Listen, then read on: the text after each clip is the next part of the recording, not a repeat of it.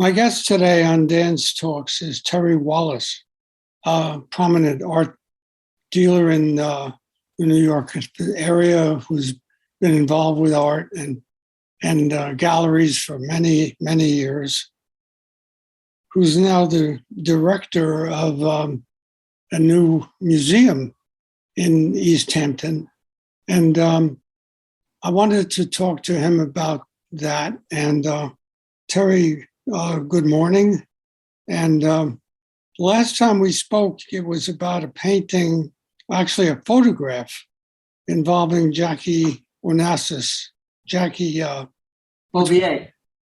Jackie Bouvier, who was a teenager out in the Hamptons, and before she met and married Jack Kennedy. And all these photographs had been at a show in, I think it was at the Moran House in East Hampton. And people were told that you had the original of this. Is that correct? Did I have that correct? It's true. When I bought the painting, the lady who sold me the painting, she gave me a box of photographs with it. And those photographs contained many pictures of Jackie when she was young and lived in East Hampton. What was the painting that you got at that time? It was a portrait of Jackie when she was 19 years old, painted by an American artist who was commissioned to do it by her father, Black Jack Bouvier. And where had this painting, I think, had been in the house owned by the aunts of Jackie's aunt at that time, early on? When the Bouvier family challenged me in court, that was their assertion. However, the painting was never really there. It was given to a woman by the name of Teresa Shy, whose father was one of the early presidents of the Guild Hall. And she was Jackie's writing instructor. And she was given a painting by Jackie as a memento. And then the painting passed down to her partner in life, who owned the antique store up on Newtown Lane. I see, and that's I remember it because other people thought there was a problem with it and in its history, and you proved otherwise. And I remember you defending your integrity about it, and that you would never ever not have a painting. You would never ever have a painting that you didn't know about where it came from. No, that's true. As you know, the provenance of the artwork is the most important link between having the painting and selling a painting. And so I knew that it had a very solid provenance, and I didn't pay very much for the painting.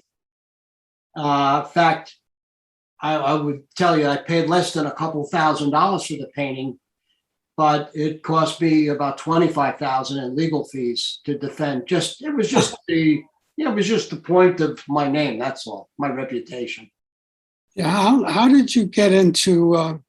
I know you also had a gallery for many years. I don't think it's there now, but you had the Wallace Gallery, and was one of the most wonderful galleries in East Hampton. I used to stop every time I'd go up that alley, and I'd stop and look at the paintings in the window. Sometimes I came in and met you, and we selected some of the paintings during that time for covers in the paper. And many of them were from the turn of the century, the last century, not the current century.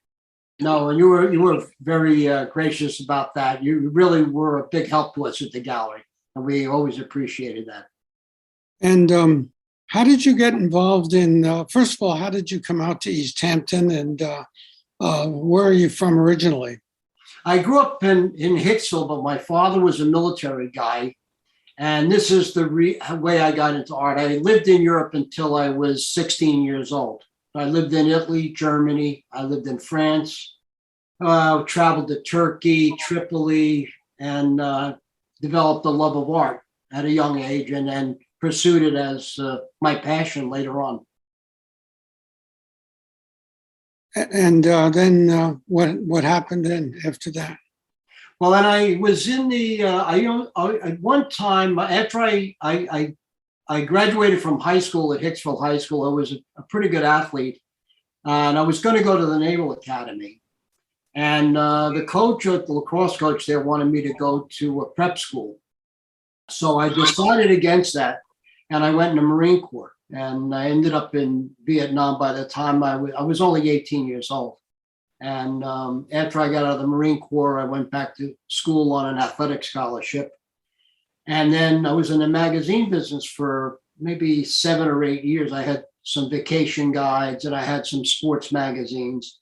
And then eventually I went into the finance business and then in the art business. And what brought you out to East Hampton?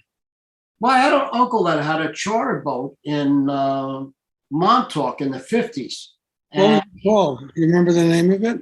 I can't think of it. It was a conjoining letters of the 4 girls in the family. I just can't remember the name of it, but I did find a painting of it one time, and I gave it to my grandsons. I wish I could think of the name of it. It just escapes me. But What was his name? Yeah. his name was Tap House. It was a tap house, and so that's how I started to come out. And then was a young man. I spent more time here, and eventually bought my first house here in 1978. And when did you open the gallery? How long have you had that? Well, the funny thing about it, when I first came here, I had been in the finance business for 20 years and was kind of talked into the art business by 2 partners I had. And they gave me a quick education. They would buy art as an investment. They were about 30 years older than I was. And they, after they encouraged me to start buying art, I started collecting art. I came out here and really wasn't doing anything. And a friend of mine asked me if I had been in a retail business. And so I asked him why. And he said, well, I have a store. I'm looking for someone to run. It was a David's Cookies next to the theater. And so I ran to David's Cookies first. And then I opened a store down the street called Nuts About Chocolate, where Dylan is today. And I had a gallery downstairs. And eventually I moved across the street next to the ice cream store in 1995. So I was there for quite a while. How did you like it out here compared to where you'd been before? Well, I love it here because, and I love it here more, I think, in the off season and the on season because of the solitude. But the light out here is fantastic. And I think what's really great out here is you meet, at least I did, so many people from so many different backgrounds. Yes. I'm always interested in people. And this is one of the reasons I went in the art business as a career, because I felt that, I was going to meet a lot of interesting people, and a lot of people who maybe thought the way I did, maybe thought differently than me, but it was a great experience for me.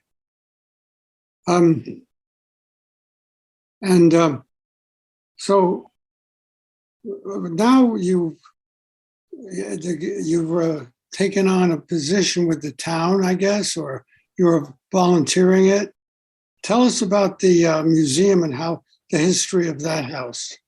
So I'm in the Gardiner Cottage Gallery. It's a museum and now an exhibition center. The property which it sits on is the earliest property in East Hampton, right next to the Gardiner windmill. And Lion Gardiner settled this property here in 1640, built his first house here. The house came down, and this house where I'm presently at was built in 1880.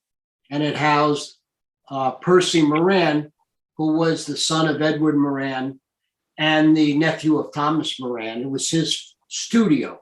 They lived here for the summer, and he would have the studio in his in the windmill right next door to me.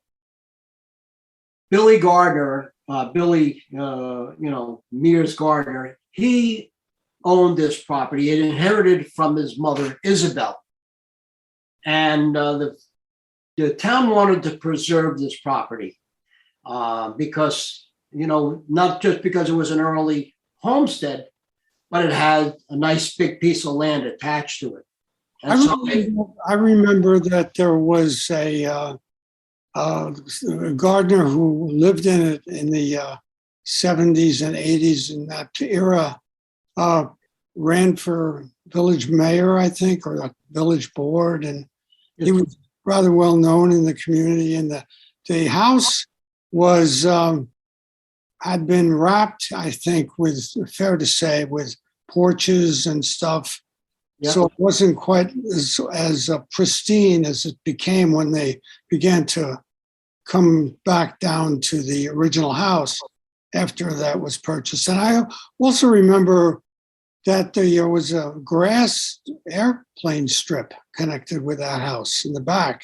Do you recall that? There was, and in fact, Bill, who owned the house and who did sell it to the town of East Hampton. Well, Gardiner. Billy Gardiner, yeah. He also had a Beach Boys concert in the back one time. Yeah, he did. They didn't want to give him a permit, but being a Bill Gardiner, he said we're having a Beach Boys concert, and that was the end of it. So that was a while ago. But this is a great piece of property here, and the greatest thing about it is that this property is going to be protected for forever. It's always going to be the way. I look out my window right here where I'm at now at the Gardiner Cemetery, and it's going to be the same way in 100 years from now. That's very refreshing to me. Yes. It really is, because we, all of us, I think, who love the East End are working hard to preserve it. And whether we're doing what you do or what I do, whatever, we've seen a lot of it escape our hands, and so now we're really trying to clamp down and keep whatever we have. Yeah, I thought it was an absolutely stunning development to see that parcel come into the hands of the town. They'd held, when it was still owned by the Gardiners, they had the author's night on that lawn in the back. And I just remember seeing the restoration of it took less than a year, I think, maybe a year and a half. They took out all the pieces that didn't belong to the original house. I thought it went back to the 17th century, but it didn't. It's the 18th. Well, this house was built in 1880. The original house next door, which was next door closer to where the windmill is, was built in 1640. But this house was built in 1880. In fact, one of the interesting things here is that Sonia Henning lived in this house. And she was the skater. The ice skater. The ice skater. She lived in this house. And every once in a while we say, we hear Sonia downstairs skating on the floors, because we have some unusual things happening here. And then it's pretty interesting. But Bob Hefner, when he got this project, like you said, he started to dismantle it and put it back to the way it was originally.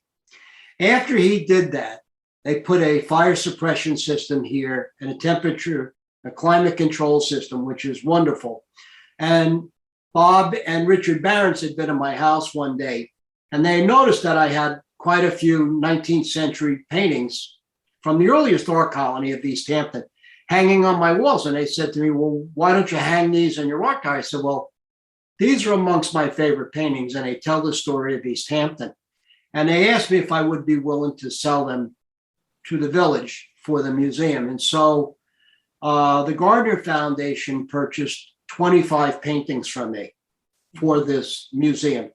And then Alec Baldwin generously bought 5 from me for the museum.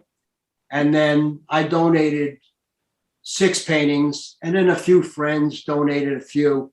And so basically what we have here is a very nice little pictorial history of what happened here from 1870 to 1900.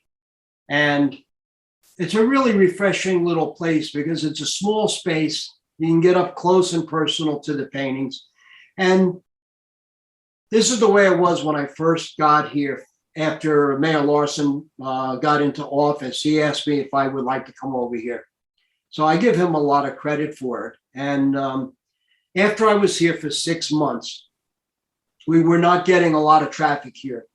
So I recruited a young lady who used to own Wallace Gallery, Andrea Begovic, and we started to do exhibitions for living artists because we thought that if we did, there's very few places for living artists out here to exhibit their work besides Guildhall, besides Ashwell Hall. We thought if we started to do this, we would increase our traffic and educate people about what we have. And it's worked out really well for us.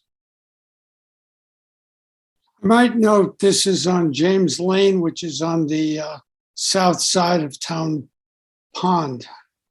For people who aren't familiar with it, it's between the Hedges house and the Episcopal Church, I guess would be fair to say where it was located. And it's a beautiful site. How large is the acreage there? Well, we have about 6 acres here. And then we go all the way, we go pretty far back. And there was a second house on this property, which was removed. Bill Gardiner was building another house, but they took that down and we put some fruit trees back there. Does it go all the way to the ocean? No, there is a house which is all the way back on the property, back near the Flynn zone. And that's all the way back to where the Maidstone tennis courts are. And now they're going to put up, the Flynn daughter is putting up a house in front of that, a barn in front of it. But it's very wide open. And we're hoping to utilize the property with some outdoor art shows and with some craft fairs and things like that. Community things, things that will, interest, maybe bring a little bit of money to the museum, but will bring some culture and some fun to people who are residents here. What's the current exhibit there now? Right now, I hold it up we have a great show on Rodman Pell, who they called him the Grandpa Moses of Greenport. He was started painting after he had a heart attack. After he was in his early 60s. And he was a fish dealer in Greenport, and he set up the studio. And one of the first things this guy did was able to sell a painting to UNICEF, and he used it as a Christmas card. And so we're doing a major retrospective on his work. And we have some great local paintings like Home Sweet Home. I mean, we have a picture here of Home Sweet Home I could show people, which is nice. But also, we've been doing a lot of shows, local shows for, say, the Wednesday group or plein air painters, and they paint next to the windmill. And we've been doing the Artist Alliance, helping them find venues because it's, most places that want to exhibit local artists' work like Ashwell Hall, they give them 2 or 3 days. And we're offering, 2, 3, 4 week exhibitions, Yes. which is great. It really gives an artist a chance to be seen. Up in Springs, Ashwell Hall. Yeah. And what's the next exhibit after this one? Have you figured that? This one here ends in a couple of weeks, the Rodman Pell. And then the next one is Caroline M. Bell, who has always been an artist that I've worked hard to promote. She was 96 years old when she passed away in 1970. And I wrote a couple of books about her. She was a North Fork artist, but she rented a house for quite a while on Route 114. And she was in the earliest, member shows at Guildhall and painted. She was a relative of the Dennis and Bell family in Amagansett. And so she has very good, South Shore roots. That's next. And then the next one after that will be, we're calling it Our Long Island. It's paintings of Eastern Long Island from 1870 to 1940. So basically the things, during the summer that, I'm very passionate about, trying to help promote those artists. Tell a story about Home Sweet Home as you know it. It's That's quite near to you. They have their own windmill, or actually two windmills in that part of our town, and together with the one at the other end at Hook Mill. It's the assemblage of three beautiful 40, 50-foot tall windmills that the new mayor is lighting up with. The blades are now lit with lights at night. It's gorgeous. But it's such a fascinating story. Are you familiar with how the Home Sweet Home got its name? No, I'd like you to tell me. Okay. He apparently went off. He lived there for a short time. He was not actually. It wasn't his original birthplace. But after he left and he became famous for writing a song called Home Sweet Home, the people that owned Home Sweet Home, which hadn't been called that yet, decided that they would rename this house where he had lived as Home Sweet Home, even though he wasn't referring to that when he wrote the song. So I thought that was always a very interesting anecdote about the history of East Hampton Village. And now you know about that. Well, the other thing too is that the windmill that's next to Home Sweet Home, the Panago Mill, that windmill was down at the end of the street where the Hook Mill is. And it was moved there. And a lot of people think that windmill was there, like the Gardiner windmill next to me, that was always here. But these other windmills, they at times get moved around. In fact, yesterday I was on Shelter Island. I saw the Sylvester Mill, which was over near Sylvester Manor. They moved it to a field over there. So that's just what happens, Were there two windmills at the other end of town then, where the Hook Mill is now? There was the Hook Mill and there was a Panago Mill. And they were down at that end of the hill. And Panago Mill, I believe, was moved next to Home. Were they near to one another? Yes, not far at all. In fact, Picturesque America, an artist by the name of Harry Fenn, did some illustrations of the two windmills when they were close by in the 1880s or 1890s. So there's a record of it someplace. So if you wanted to do some grinding into flour, you could go to one. If it was busy, you'd go to the other.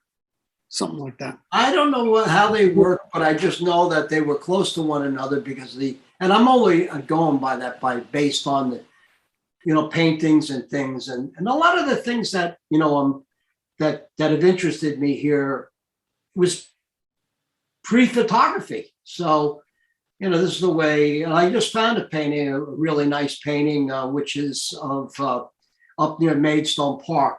And many people, the painting was done about 1890, and a lot of people weren't going up that way in those days. You know what I mean? There was not many people, only a few farms out there. Well, I want to thank you for being on the podcast. And does the museum keep hours? And tell us about the name of it and where it is. Well, we do have hours. We're open from Friday through Monday. Friday, Saturday, Sunday, Monday, 11 to 4. And we are open Tuesday, Wednesday, Thursday by appointment if someone wants to call us. We have a website, GardinerCottageGallery.org. And this Saturday coming up from 1 to 5, we're going to have what we're calling a spring open house. We're trying to introduce more people in the community to this. It's a real little gem of a place. And there's not too many places where you could see the paintings that we have by some of the best known American artists, Thomas Moran, Edward Lamson Henry, Alfred Wordsworth Thompson. We have some terrific paintings of East Hampton and Montauk. And most museums, you can see the paintings, but you're standing 10 feet away. These, you can really look and see the way the artist worked. So and this is, of course, before the shocking development of the abstract expressionists coming out. Yes, but I still like the abstract guys there. This was a precursor to them. and the surrealists. And, it's great for our history, for our local history. It really is. Well, stop by and say hello to you there. And thanks again for being on the podcast. And I'm talking to Terry Wallace, the art collector and dealer. And thank you again. Dan, thank you. And like I said earlier, I always appreciate the support you've given both at the gallery and here and whatever I've done. You've written some great articles, especially, like ones with the Jackie painting, and the other one about the great one about, when we caught the guys, they stole the paintings out of the houses. I don't know if you remember that one. That sure did. The guys, but it's been a great time. Okay, bye-bye. All right, good to talk to you. Have a great day. Bye.